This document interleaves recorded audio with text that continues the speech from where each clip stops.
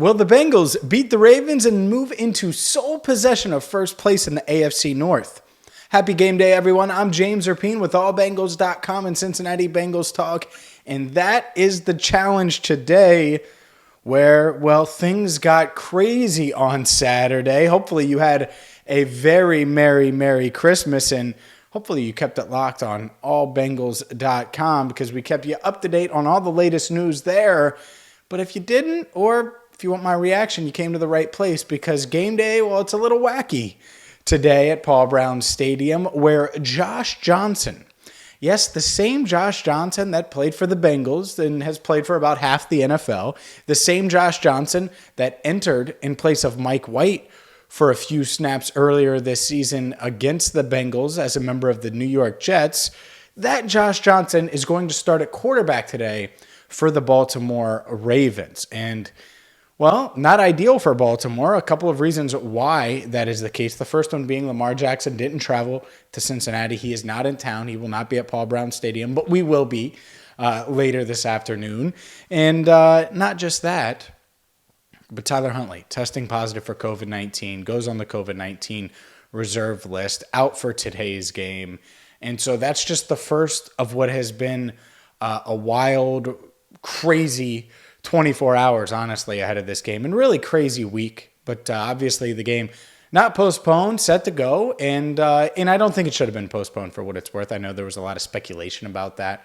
The Bengals always assumed it was going to be played, and it looks like it will be played. Now, a little bit on Josh Johnson. He did make one start for the Jets earlier this year, completed 27 of 41 passes for 317 yards, 3 touchdowns, 1 interception, in a 45-30 loss to the Colts. And again, that was as a member of the Jets. He joined the Ravens about 10 days ago, so it's not like he's been in the Ravens system much. But, yeah, that is the challenge today. And if you remember, Josh did play for the Bengals way back in 2013 during the about to be what was the height of the Andy Dalton era.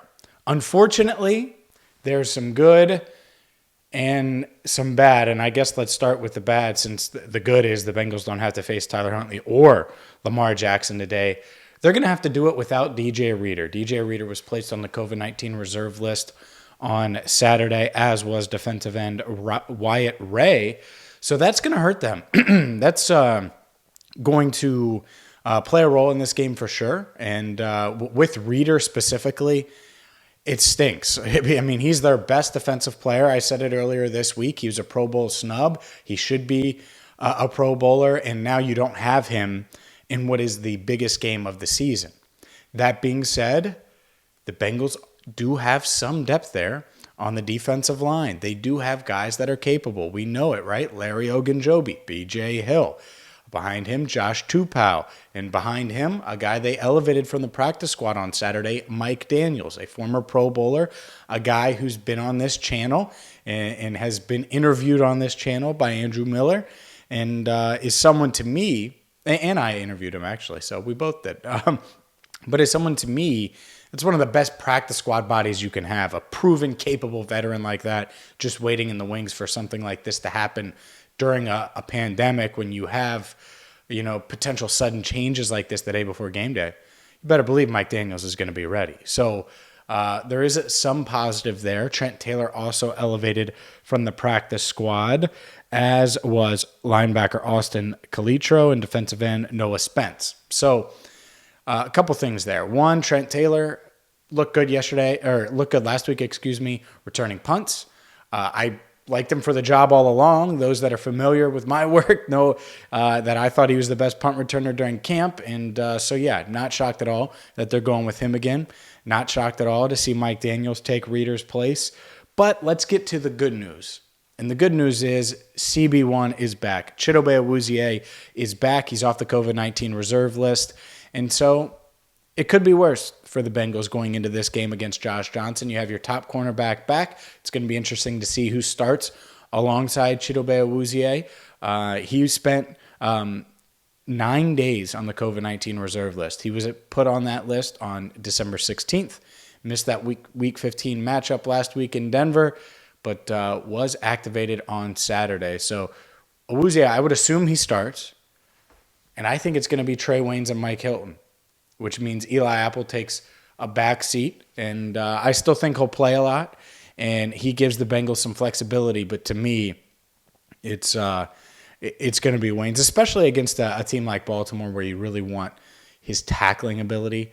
But don't sleep now. Josh Johnson can throw the ball around. They do have some weapons. Hollywood Brown, obviously, Mark Andrews, and Rashad Bateman. Those are guys that can make an impact. And the Bengals, everyone remembers Mike White. I don't have to remind you. And so you can't have that happen. You got to come out and get off to a quick start today. And I think that's the key to the game. And it's something that they really need to figure out and master, is finding a way to get off to a quick start. And I don't expect it necessarily, but that needs to happen. They're too talented not to offensively. And if your offense gets off to a quick start, you get off to an early lead and you're forcing Josh Johnson to throw the ball 40 times, that's a recipe for victory. That's a recipe to get a W. And if the Bengals get a W today, not only will they be the sole leader in the AFC North, not only will they improve to 9-6, but those playoff chances skyrocket, and they put themselves in a great, great position moving forward. They're not going to clinch today, but they could certainly put themselves in great shape going into Week 17 against the Chiefs next week at Paul Brown Stadium. Win, lose, draw, we got you covered. Make sure you check out our prediction video. Make sure you check out all of our videos from this week, but the prediction especially is something you need to take a look at because, well, I'm 7-7. And I really want to get to 8-7, get above 500, and I've slowly dug myself out of that hole. I've climbed up the hole that I dug myself into, and I'm even, ground level, 7-7. So we'll see if I can get to 8-7. Either way, though, we'll talk to you after the game. So make sure you hit that subscribe button. Make sure you check out allbengals.com. We have a ton of stuff there for you right now, and we will have you covered throughout the game. And then afterwards, I'll be joining you from Paul Brown Stadium with our normal post-game chat. For our editor, Andrew Fox Miller, I'm James Rapien signing off for now. Thank you so much for watching right here on Cincinnati Bengals Talk.